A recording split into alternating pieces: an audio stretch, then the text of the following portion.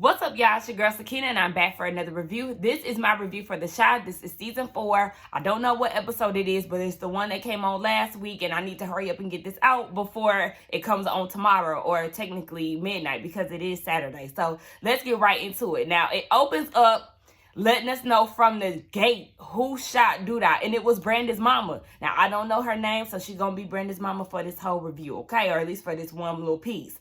Now, she goes and tells Duda after she shot him that he doesn't get to be hero. He ruined her life, so she gonna ruin his. And I'm looking at her like, sis, you didn't even finish the job. You gave him one little shot in the abdomen, said what you had to say to him, and walked away. Girl, you have to seal the deal. You can't be giving speeches and shit and then just walk away as if you know that he's going to die. No, ma'am, you're going to have to give him multiples. Now, I know that that sounds a little violent, but I'm just saying, okay? For TV purposes, that's what we need out of it. But nonetheless, Rose finds Duda, and she's crying, of course. But then after she does her crying, it's kind of like, we see like a little shift change within the face. And she was like, I might benefit from this man being dead. I said, oh gosh, Rosalind, girl, what are you up to? Like I said, she's with Duda for a reason. She's always plotting and scheming, unlike Tracy, who just be doing whatever it is that she doing with no goal in mind. We see him going in and out of consciousness in the ambulance, and we kind of got an idea that he's going to make it through. So he's in the hospital, and we see that Rosalind is there by his side, and she's giving him kisses and all of that, being supportive. But I'm like, sis, it definitely looked like you wanted that man to be out of here, so make up your mind. What is it? But she goes to talk to the press, and she said anything that has not come from her mouth is a lie, and that the media needs to be trying to figure out who shot Duda. And she said, when you speak to me, you're speaking to the mayor's office. I said, look, she wanted to see, right? And she gonna get it, whether it be him in the hospital, or if she really gonna get it now that he in the hospital. She could be signing all kind of paperwork, child, forging signatures and all of that. But we're gonna talk about that in a minute. So yeah, she told them, look, the good cops, y'all better get with the winning team, or baby, you're gonna get stepped on. I said, all right, look, Duda run with killers, so y'all better steer clear. So Duda goes and tells Rose, while he in the hospital bed, that Brandy's mama was the one that shot him, and he admits that he did kill Brandon because he was talking to the feds. Remember, what was that? The season 2. Yeah, that was the last time we seen Brandon's character. On season 2, remember, he was in the car with the feds, and Duda was somewhere. I don't know what he was doing, but it kind of looked as if they was making eye contact. Come to find out, I guess they were, and he went ahead and killed the man off the show. But we know the real reason why he left, so yeah, bye, Brandon. People are coming in and out of the hospital, and Rose is looking like, what are you doing? Because she notices that Duda keep, perking up every time somebody comes in. And he was like, she was like, you looking for Tracy? He ain't say nothing, but she already knew the answer. So the person that came in handed her some paperwork, and she's signing off a few things. And he was like, I ain't going to be in this hospital for too long. And she was like, well, guess what? Okay, I'm going to take it from here. You injured and all of that, but I got this here, okay? And she told him that it's going to make a great comeback story. I said, listen, ma'am, that's only if you don't sabotage it. She also said, too, sorry you got shot, but I got it from here. Sis is about to take over. Like I said, she's probably forging all kind of signatures so she can go ahead and get that seat. Tracy done finally made her way up to the hospital, and she's asking Duda, well, the community protection papers to get a higher budget got declined. So she's looking at him like, are you trying to really help the cause, or are you just looking to fuck? He couldn't say anything, and she just walked out. I said, baby, that was Rosalind who signed them papers. Because Duda looked confused as hell. He didn't know what to say. That was Rosalind. Remember, she was on the bedside signing paperwork. I'm pretty sure that's what she was signing off. I said, baby, she was ready to sign them papers to decline your ass, Tracy. Look, she said, if I'm not a part of this throuple or this couple, whatever it is, then I don't want no parts. I said, Tracy, look, you shouldn't have gotten in bed with Duda, because Rosalind is going to be the one that's going to fuck you over. Whether Duda really care about you or not, Rosalind going to make sure that you don't get no type of anything for this movement that you got going on, because she don't believe in it anyway. And now I'm sitting here thinking, Tracy, why do you need a budget increase? He already done gave you a whole lot of money. Did he give her millions, or was it $1 million? Whatever. He gave her millions of dollars. And now all of a sudden you talking about you need a budget increase. And what was y'all doing with the money anyway? Because when Emmett and them was doing their whole setup, Y'all needed better staff. Y'all needed tables. The place still looked dusty and raggedy. All you did was paint one pole red. What have you been doing over there? What are you doing with the money? You don't need no increase because you don't even know how to handle the money that you got already.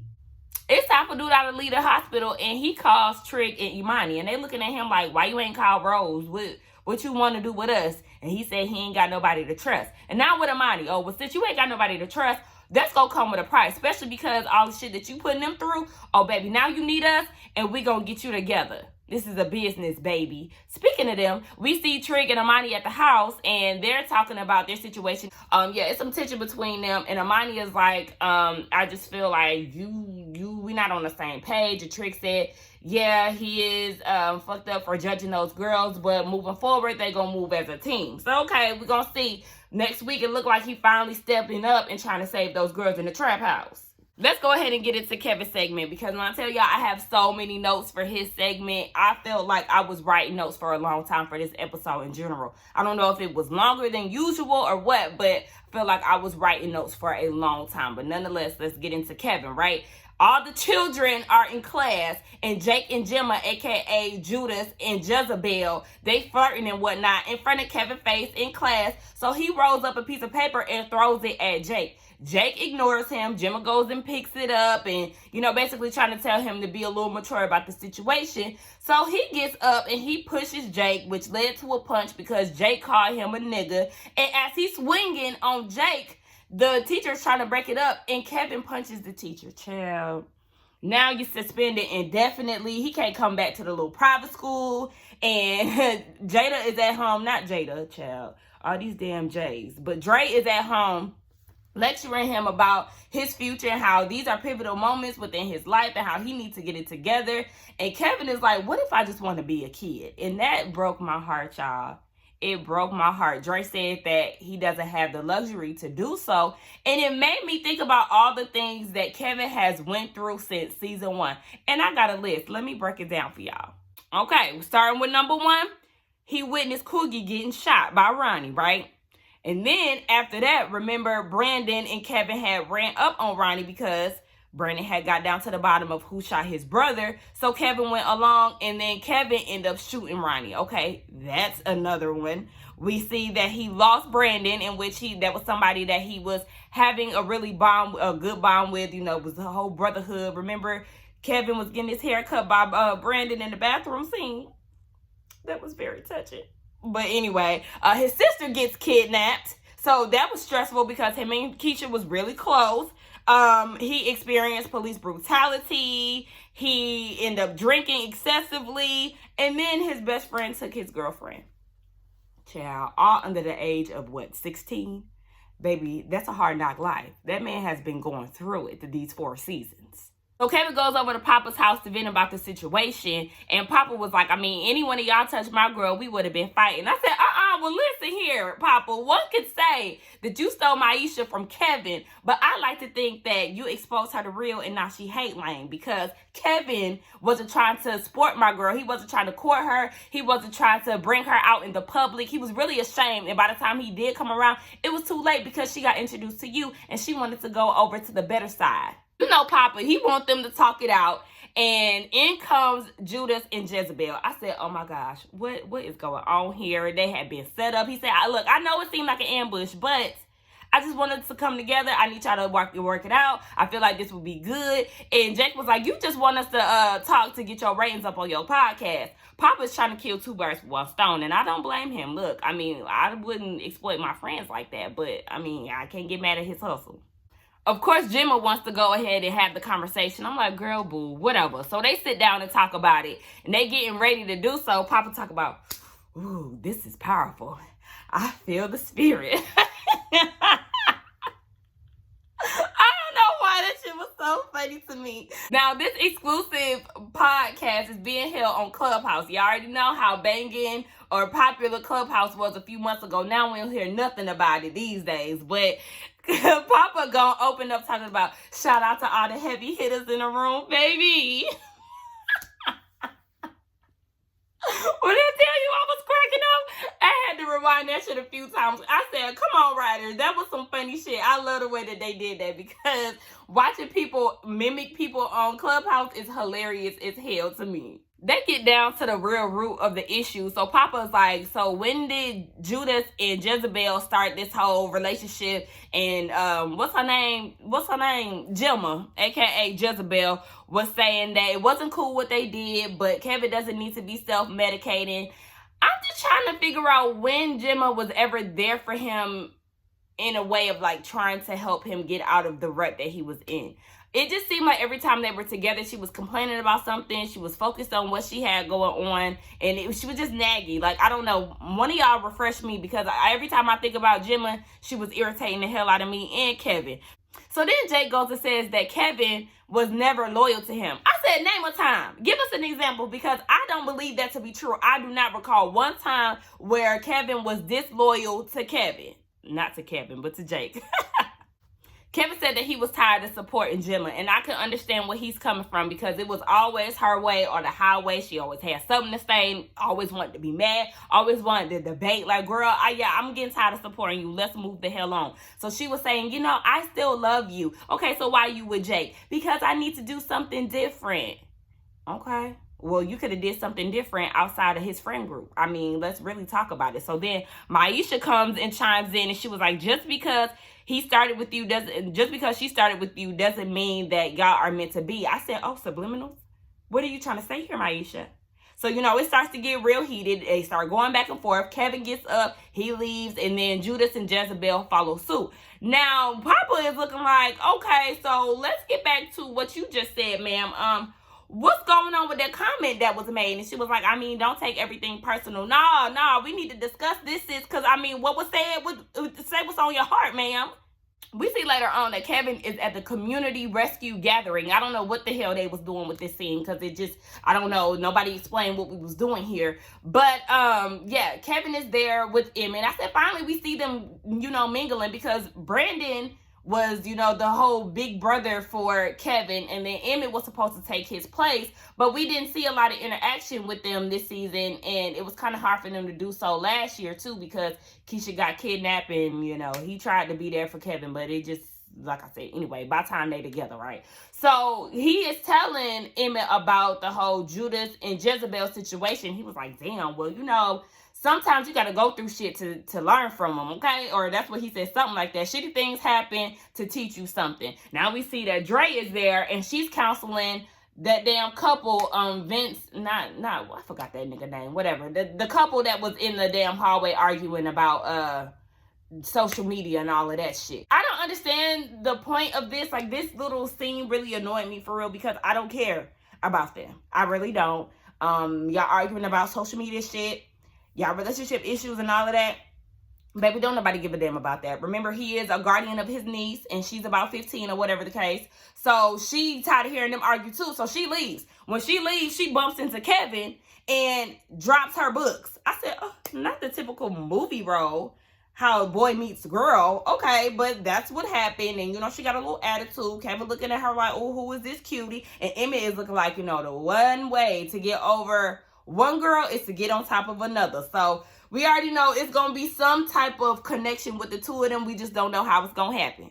Kevin tried to get back into school. Him and Dre went up there so he could plead his case, and he interrupted the principal to give this good speech talking about how he wants to be there, how he wants to do better, how he want to do this and that. But the principal was like, yeah, all of that is nice, and I believe you. However, this is a no tolerance place.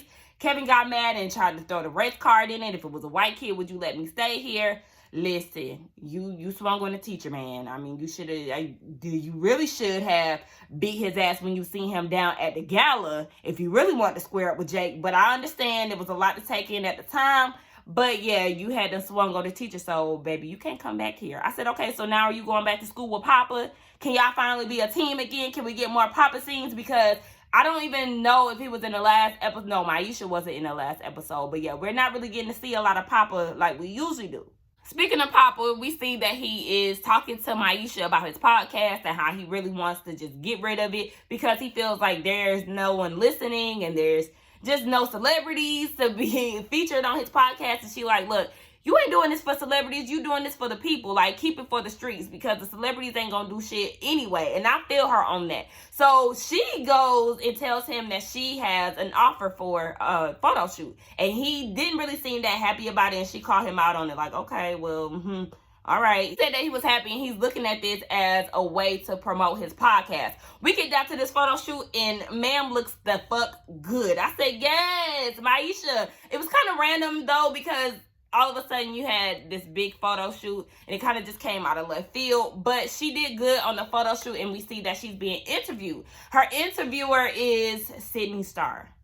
Baby, when I tell you that's somebody I cannot stand. I do not like her. She is clout chasing. She seems like she is a really sweet girl, but she annoys me. Like, she really annoys me because she does anything for attention. It's like, girl, what are you doing? She was on Love and Hip Hop. Now she's on this Bad Girls Club thing. Like, girl, you ain't even a bad girl. Like, that's what I'm saying. They just putting her anywhere. But shout out to Lena Waithe for always believing in the people and equality. So, yeah, she's there. She's interviewing, and Maisha is answering the questions, but Papa goes and interjects once she's asked where people can hear her music. He plugs in his podcast, and she looking like, the fuck? This is my moment. So later on, she talks to him about it, and she was like, why did you decide to plug in your podcast during my interview? Of course, he's doing it for his self-benefit, and she was like, but I could have used my social media handles for that. That's what that's there for. So it's just really awkward, and it's a lot of tension between the two of them because Papa wants to be heard, and he's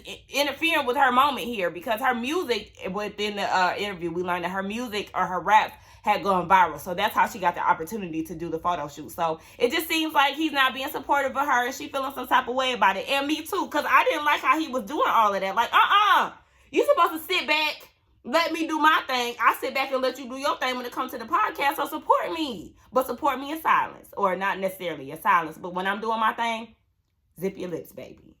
They was down at Smokey's, and Maisha had to let him know, look, yeah, it's a no for me. I want to take a break, because Papa came to the situation saying that, I don't know if they was at Smokey's, but whatever, child, they was somewhere. But Maisha was saying, yeah, I want to take a break. Papa didn't want to take a break. He just didn't want to mix business with pleasure. But baby, she already done said what she said. She wants to take a break. And I'm a little worried. Is this the end of Young Black Love? We see Judas and Jezebel down at Judas' house, and they having a conversation about Kevin. Judas is saying how he loves Kevin, or that's his brother or whatever, but, you know, apology isn't going to change anything. That leads to them getting ready to have sex, and Trig catches them. So they have to have the birds and the bees conversation. Trig is basically saying, look, you need to be aware and mindful of her heart. Don't just be fucking on anything. Make it meaningful, okay? Get to know her. Get to know the girl, not just the cooch. So Jake is saying that she's different and all of this. And then we see that Gemma is talking to Amani, and, you know, she's not really going so hard on Gemma. Her daddy come and pick her up, and child, I don't give a damn about them. Moving on to Tiff and Dom, we see that they're down at Smokey's, and there's a lady there that is trying to get them to join forces with their cannabis brand. Tiffany is all on board, but Dom is skeptical. She's like, I want to be paid what we're worth.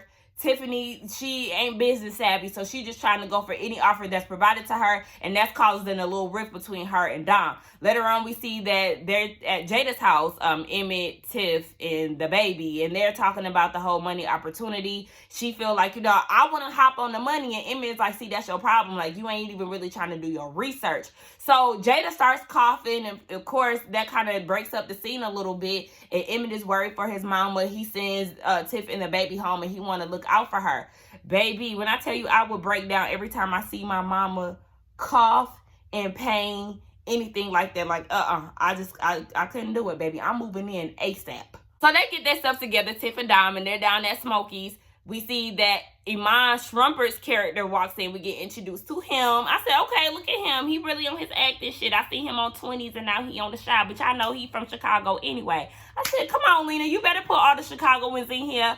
So he is talking to Dom and Tiff about adding their edibles to his inventory and basically boosting up their clientele, keeping it all in-house. You know, strictly business, Black-owned business. We like that. It broadens their buyers and keeps everything in-house. Emmett later on thanks, I'm blowing right through this, child. Look at me. But Emmett, we see that he's talking to Tiffany later on at the house, and he thanks her for being her and through all the things that they're going through, putting up with his shit. And, you know, for better or worse, open or closed marriage. I said, no. Y'all not supposed to be growing close together. Y'all supposed to be growing apart. That's what it is. Dante, where you at? Like, swoop her off her feet and make her leave Emmy, because I don't want them together. I know that's bad, but that's my truth. Child, and then we go and see Jada and Dre, right? Jada bit into her good old friend Dre. Why she's still keeping this secret, I don't know. But nonetheless, they sitting on Jada's porch, and she's talking about how she's tired of being strong for everybody and making everybody comfortable for her situation. She just wants to be. She's tired of putting on a brave face. My sister's going through it, okay? So we see that Dre is comforting her, being a good friend that she is. Meanwhile, Nina is watching her from the car, baby. She didn't follow Dre to Jada's house. I said, oh my gosh, okay. And this is where the shit starts. Nina feel like she need a drink, okay? Because her wife's in here lying while she cuddled up with her friend. Shit just ain't adding up. So she at the bar. She drinking Hennessy. And she turned her head to the east. And there's the brat. I said, bitch, not the brat. I already knew where this shit was going. As soon as I seen the brat, another Chicagoan, bitch, I had them fell out. So Brat make her way over to Nina. You know, she flirting with her and all of that. One thing lead to another, and baby, they in the bed, okay? The brat is eating the cat. Oh my gosh. The brat then really came out the closet, okay? She said, look, I'm gonna make it public for real. I'm gonna put this shit on TV so y'all don't get it confused that this shit ain't no fake. This shit ain't for TV. This shit is real life. But baby, we already knew.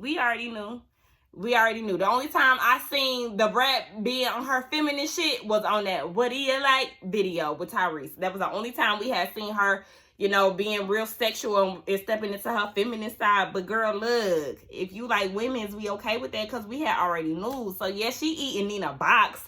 And Nina go home stumbling. She drunk, you know. She done got her some good head. Meanwhile, Dre, you know, she talking about you need to get your head in the game. You can't be, you know, out of touch. So Nina's like, oh really? I seen you with Jada. And Dre is like, what you talk about? So then she goes and breaks down and says that Jada has cancer. Now is it me? Or was this breakdown a little forced? It kind of just seemed out of nowhere. It's like, yes, I feel for you, but it was giving me let me distract her real quick so she won't catch on to me, even though that wasn't the case. It just, I don't know, the tears was just kind of like, okay. But I mean, she ain't really got the chance to cry either because she is trying to be supportive and keep this secret in for her friend. Nonetheless, yes, Dre breaks down, tells Nina about Jada's cancer, and now Nina's feeling like an asshole because you didn't cheated on your wife thinking that you seen something that you really did not. But see, this is what happens when you wait to tell your significant other. Once Emmett knew, baby, I would have went ahead and told Nina what's going on because you're not about to fuck up my marriage. Look at what you done did, Jada. Even though this not Jada's fault, this Nina's fault. Now Nina is regretful, honey. She can't sleep. She thinking about what she done did with the brat and how she done ate the cat. I said, look, you gonna have to tell Dre. I don't know what the consequences gonna be, but was that all that happened between you and the brat? Did she just eat the cat? Or did she pull out the strap on? Because if she pulled out the strap on, baby, you might really be in trouble. She pull out that sheepskin, baby.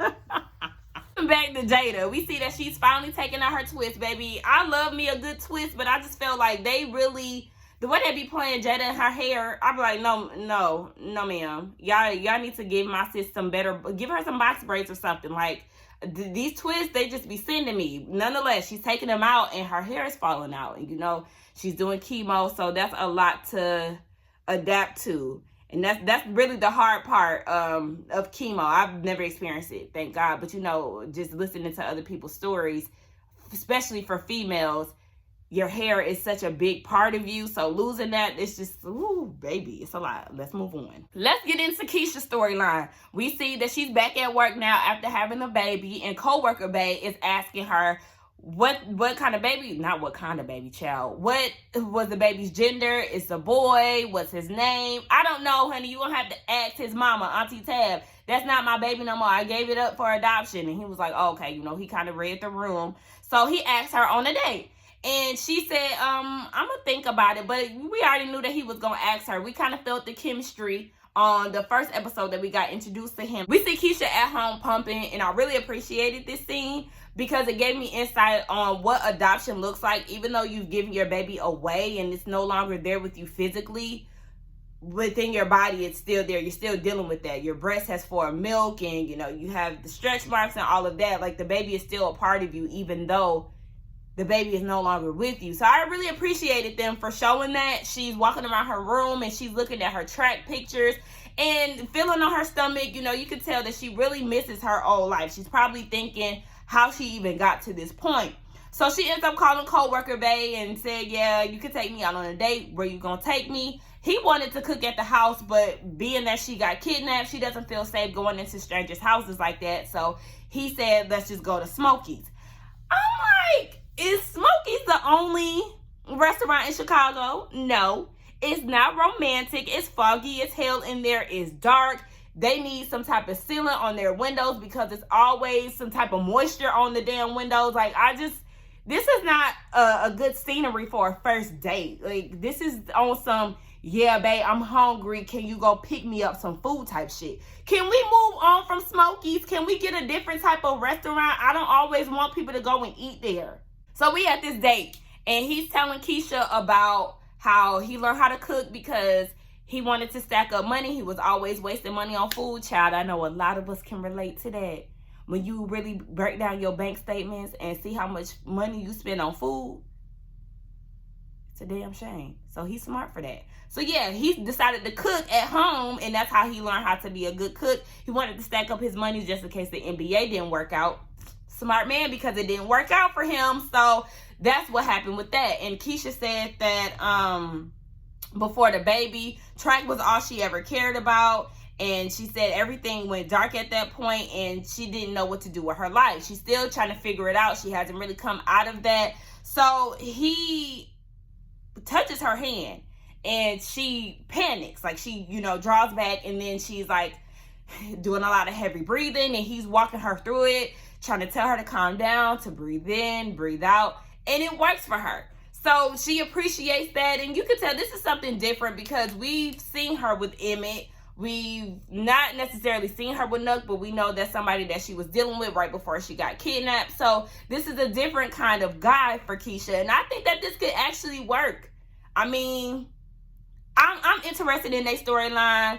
They go and get some cupcakes, and we just gonna see what goes on from there with coworker Bay. We get this random scene where Keisha goes to church, Papa's church, and I'm looking like, so y'all just still never gonna tell us what happened with Papa Daddy? How did he become a part of a storyline last year, and then y'all don't give us anything about what happened after he got out the feds? Can y'all please elaborate on what's going on with Papa Daddy in their relationship? Because last time we checked, Papa was questioning his faith. But nonetheless, Keisha's at church. She sees one of her friends is getting her baby baptized, so they talk about that. And I'm like, okay, I see where y'all going with this, but let's keep going. We see that Octavia is at the house, and I'm like, why are you there? But the second time I watched it, I realized that she was getting breast milk from Keisha. Baby, look, just put it in the mail, okay? Put it in the mailbox. I'm gonna come pick it up. Baby, ain't no need for me to be bringing the baby in the house and doing all of this. So yeah, Keisha just sitting there looking at her baby. They're having a conversation. The baby still don't got no name. He's just still baby boy, and Keisha's just looking at him. Octavia asked, does she want to hold him? She said, yeah. And I said, oh, baby, this was some good intentions, but this was a bad idea. Like, she already crying and shit. Don't give her the baby because she gonna want it. Next thing you know, we see she talking to Kevin, and they're catching up. I like this scene because we haven't seen Keisha and Kevin have a good conversation in a while. What we did when she was telling him he need to open up about the police brutality thing. But nonetheless, they're having a conversation, and Kevin gifts her with some shoes for the baby. I said, oh my gosh, here we go again. Like, why did you give her the shoes? This is not her baby no more. This Octavia baby. Like I said, it was good intentions, but a bad idea. We see that she goes downstairs and she tells Lena that she want her baby back. I told y'all that's what was gonna happen. I told y'all she was gonna want that baby back. But we'll just see what happens, because next week we see that Dre is trying to tell her, like, the baby comes with a lot of responsibility. Like, have you even put some thought into this? Nina is telling her the same thing. I don't know. Why you do that to Auntie Tab? Why did you pick her? Only for you to try to steal her baby. That's disrespectful. Like, no. Girl, anyway. Y'all let me know what y'all thought about this episode along with the review. Let's get down in the comments and talk. Don't forget to like, comment, and subscribe to my channel. And I will see y'all in the next one. Bye.